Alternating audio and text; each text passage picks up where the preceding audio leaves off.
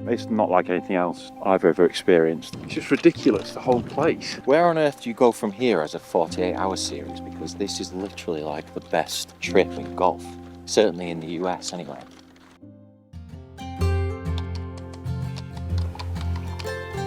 Well, Greg, so basically like a giver of coffee.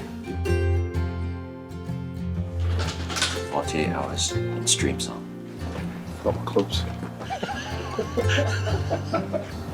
That would have been really bad.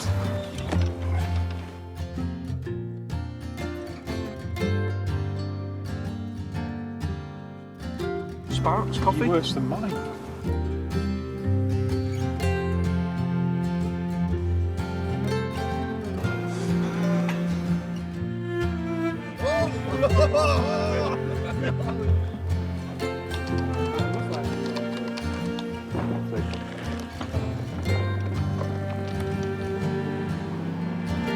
When's the film starting? This is cool, isn't it? Been here 5 minutes, I'm like, I never ever want to leave here. And we're kicking off our 48 hours in Streamsong by playing the Chain, which is their short course. Never done it before. It's supposed to be designed for match play. Long tee box is where you decide where you're teeing off on based on where you want to be on the bit of chain. Pretty good, isn't it?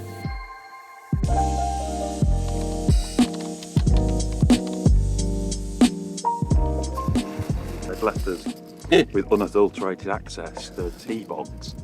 So we've got to Streamsong about 10 minutes ago, already playing golf, so that's a good start. We're on the Chain, which is a really fun looking little short course, perfect for match play. It's me and you, Sparks, against Tom and Tom. When people talk about modern golf architecture, the same names come up continuously. Doak, Crenshaw, Gil Hanse.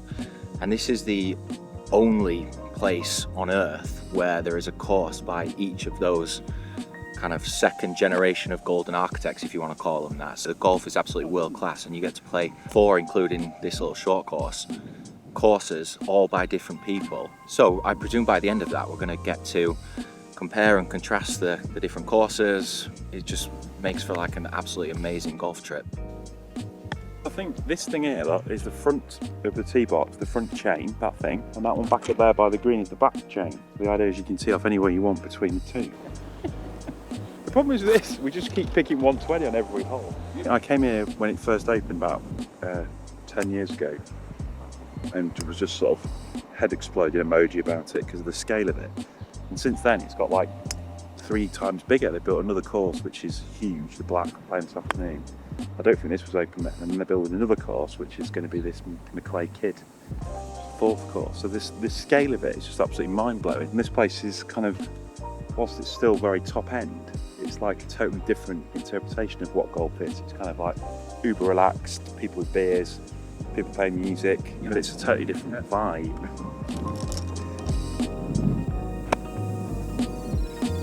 Well, I'm having like the day of my life, Sparks. Best golf I've played in ages. But it is really cool.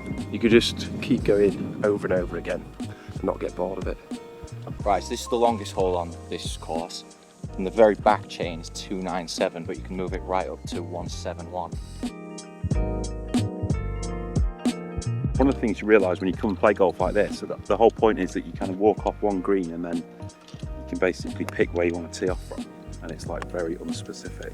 And that's kind of where golf, like that was the essence of golf when it started, is that you just teed your ball up adjacent to the hole you've just finished, a little mound of earth, and off you went. And you sort of realise that there's a lot of sort of specificity to modern golf, lots of rules, lots of regulations, people desperate to be precise, but it really doesn't matter. Like you can make a mess of it from 50 yards just the same as you can from 150. And there is something quite freeing, I think, about just lobbing your ball down and playing the yardage what it is. It's really good. They've got about 5 of these here. You sort of stand there and think, oh yes, that's the best par 3 I've ever seen, and then there's like 6 more just like it. Let's go to Florida. It'll be nice and sunny and really warm. We're about to get hit with a tornado warning. Too much! Too much, Jane! I'm scared. I don't know what to do. It's too windy. Thanks, James. That was excellent. Played Sparks.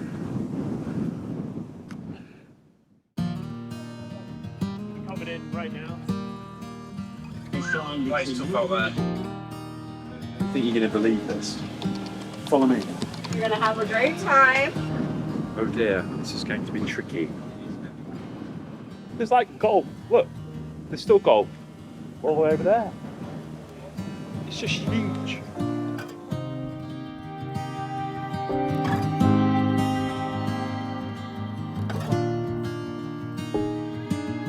You know, when we went to Ayrshire, I couldn't stop saying birthplace of the Open.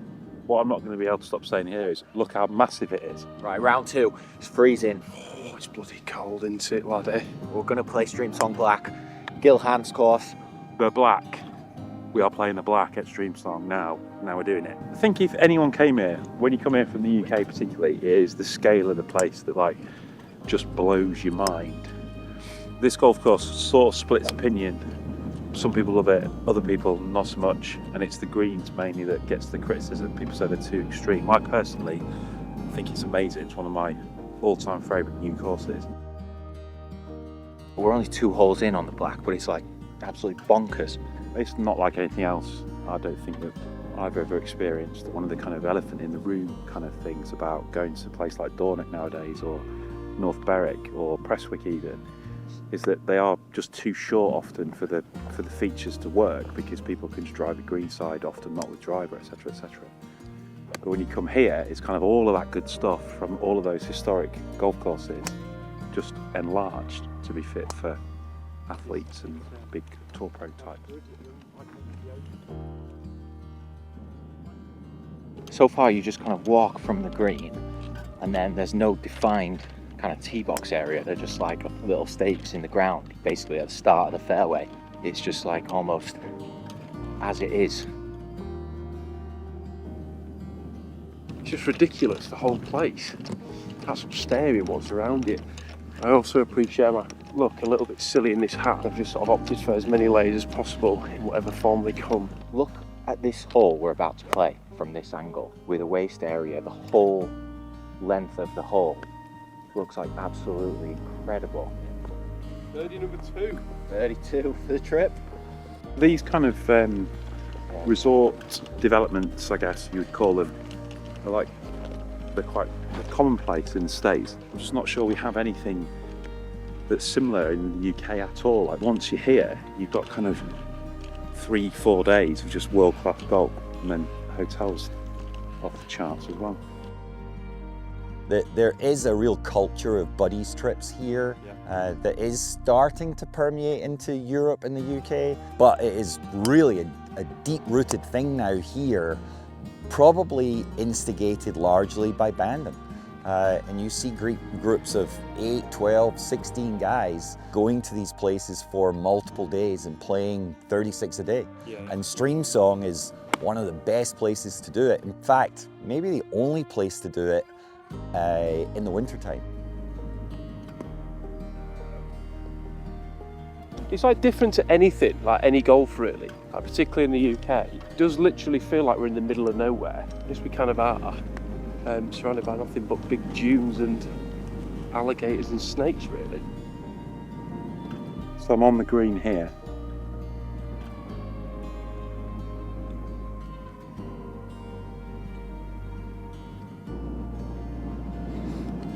I think it was 219 yards to get there and back. It's one of the best short fours I've ever played.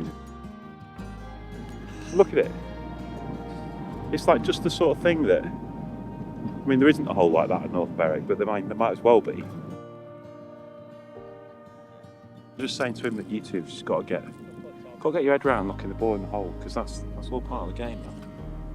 So like potted, they do say play with better golfers and you learn things like that. That is amazing. That is amazing. For free? You take me that for free? Streamsong Black. The whole thing's an illusion because it's really open. So you get to like on the green and you think, this is it. I've done it now, I've cracked it.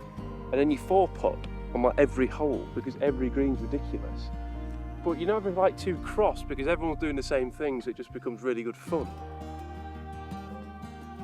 I have literally never seen a course with greens quite like this. As a starting point, the chain this morning and then this have both been really, really great fun. Great to play, really interesting holes. I think that is worth saying as well. It is a long way round, right? We teed off at 2. We've done quite. I think there's a few reasons it's a long way round. One is there's a lot of drinking in going on, right? Like we stood on that velodrome green going round and round and round. There's a ton of places you want to take pictures. It takes a long time, but I'm kind of glad it does. Thanks, James. That was excellent. Well played. We're still at Streamsong. Let's go play blue and the red. First, coffee, as always. They're nice, aren't they? Smart. Morning. Yes, spikes. No spikes. Is that which foot are you not spikes on? Yeah, I think we've got odd shoes. What are you, 11? They're the same, yeah. We've been wearing odd shoes. Yeah. I thought I felt a bit out. It's one leg higher than the other.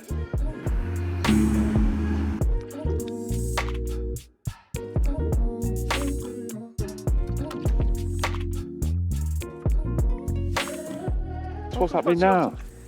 Just relax a bit. What time are we playing? Just have a sit down, have a coffee. Don't worry, I've put another fire out. Another one. But what you've done now is you've moved it too late for us to work well to do the red. You should have been on time then. What time are you What, are we just behind these? Yeah, just behind these. Come on then, let's get there. The good thing is, I think this is the coolest or most hip I've ever looked. I caught myself in the window. Because you've got my clothes on. Yes, it's exactly that. So we are atop the elevated first tee of Doak's blue course, and you kind of get a real feel of just the scale of it. It's like basically the size of Lincolnshire, being about the best reference I could give you. Welcome to the blue course. My name is Craig. I'm your starter. Today you guys are playing a Tom Doak design course. It is a link style course. It does have firm patch conditions for you. Stay out of the high grass. We've got snakes in there. Use caution by water because of alligators. Oh, I love that. Doak's a Mackenzie acolyte, right? And there's aspects of kind of Spirit of St Andrews type design here. I think distinct from the black, you're going to see a lot of big runoffs around greens into sort of collection areas. I think that makes for a very pleasant experience, as does the proximity of the tee to the green. So we're only 15 yards from the last flag. One of the strange things about here is that there's so much of this property and it's all got this very sort of similar look, which I think is like to its credit actually, that they've got 3, soon to be 4 trophy designers to come and build golf courses on the same property, but they have all got some, like the terrain links them, right? They don't look overly distinct from one another. But you just sort of start taking it all for granted because you're sort of like surrounded by it for however many days you're here. And this is a real feature, look, of these greens in the sky, but then these like massive Floridian blue skies behind. You see these people walking across ridge lines that just look like they're kind of walking across the surface of the moon. It's like amazing succession of vistas. It's like a proper special place. This is the signature hole, isn't it, on the blue? Looks extremely, extremely scary. Oh, hello. Welcome to the 7th hole of the blue.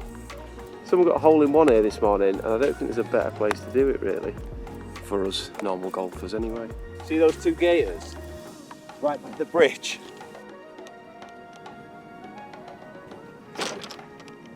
Cool but scary is the preview text for this golf course. Oh, I'm finding this course quite difficult. I found yesterday it's relatively straightforward, especially off the tee. All the trouble was around the green, but this I'm kind of struggling with. Coming here is like the sort of turn of the 19th century equivalent of going to a resort that's got a Mackenzie, a Colt, a Taylor and a Braid. That's what it is, but for 2025. Sure. We'll take it from here at the taco stand. Why are there so many options? You have to choose everything. There's way too many. Way too many. Or 4 maximum to choose from. Sort of laughing to myself earlier about I've been playing quite a lot of golf this winter, and we played in all sorts, mud, frozen greens. You come here and the ball just sits up beautifully on this Bermuda, And these greens are so pure. Like if you just get them started on the right line, then you're just not missing. Gone birdie. Very happy now. Cool but hard. It'll sound like a ridiculous thing to say, but I think if you can separate yourself from the gigantic blue skies and the large man-made reservoirs, then lots of this golf course is very reminiscent of lots of holes in Scotland. Tom's touched on a little bit that it's reminiscent of courses in Scotland. I can see what he's talking about. Cool but hard. I think It's really cool, but really hard. I'm aiming there. Come here. Fucking ridiculous. I don't think I would say that one's better than the other, or this one's worse or that one's worse. I think it's all down to personal preference.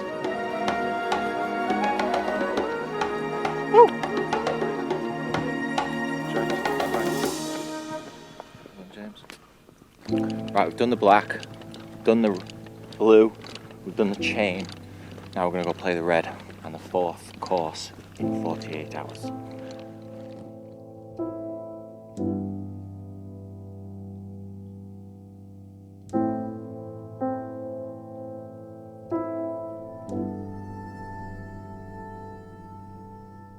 Right, we're just about to start the last 9 holes of our trip to Streamsong. It is a beautiful sort of cool of the evening. Everyone's a little bit delirious. We're so tired, we're now playing off tees that are basically on the edge of the green. We've turned the red into like a putting course. I'm a bit worried about our handicaps going up, so we're going to just push everything forward. Right, should we put a card in?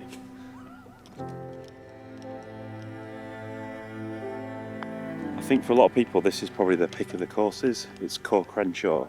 I think for most Brits, like they would know the most for the Pinehurst number 2 redo, which was like just phenomenal in terms of restoring width and sandy waste areas that they put in there.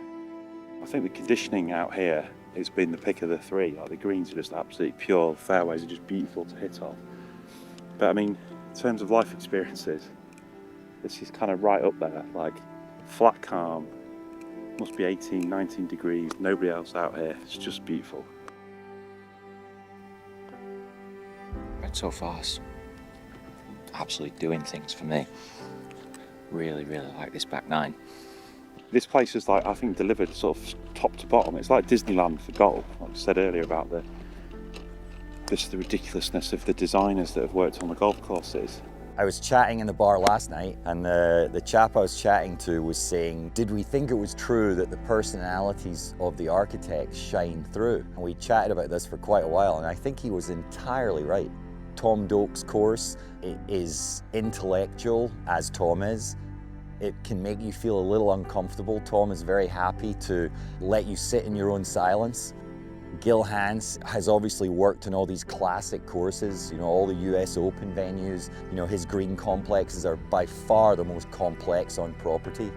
Bill Coore is one of the nicest people on planet Earth. When you're playing red, the golf course is softer, it's more welcoming, no less challenging. Nothing here is a walk or a pushover, but the golf course is sort of shepherding you in, just like Bill does. I'm probably pretty confident. I am gregarious. I'm very talkative. And this was from the guy I was talking to. He's like, I can see that in what you've done here.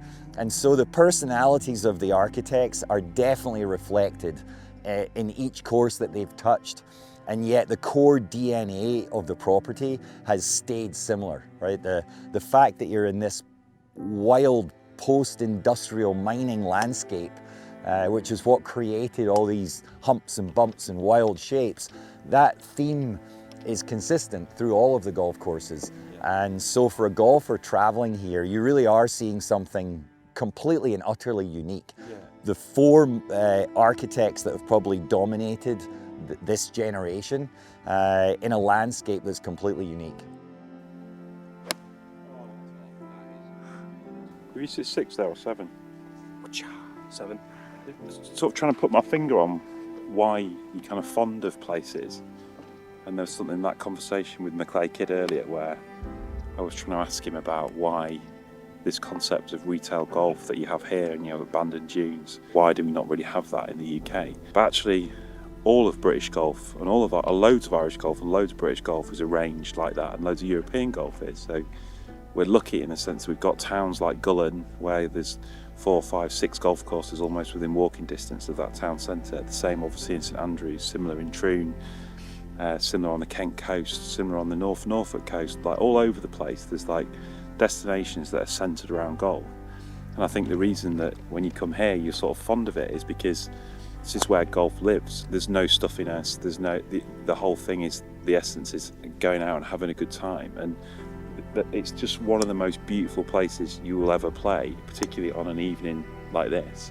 So I think perhaps that's why you love it, because there's this sort of sense of familiarity, but it's also totally otherworldly and something that feels so out of reach, and that's what makes it amazing. Me and Bull really don't want to leave. Yeah. We've got to try and find a way that we can persuade Tom to just stay here forever. Tom gets a bit sore and grumpy with his age. He just wants to keep going round and round, playing lots of golf. And the idea is to keep him here, be appreciated. So far, we're bargaining with a lot of M&Ms, which seems to be working.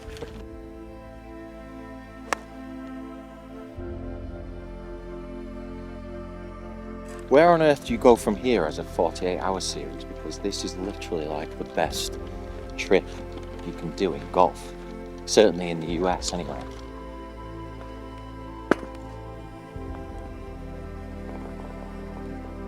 Sparks, what a great trip. Well done, Tom. Well played.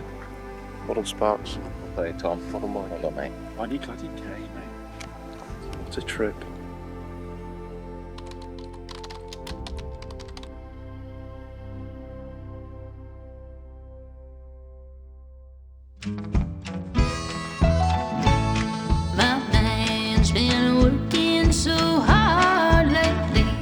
Wants to give me so much more than I could ever dream, but just to hold him close is such a luxury. I have his heart and that's enough for me. His words, they're honest, his hands steady. Never had someone who loved me oh so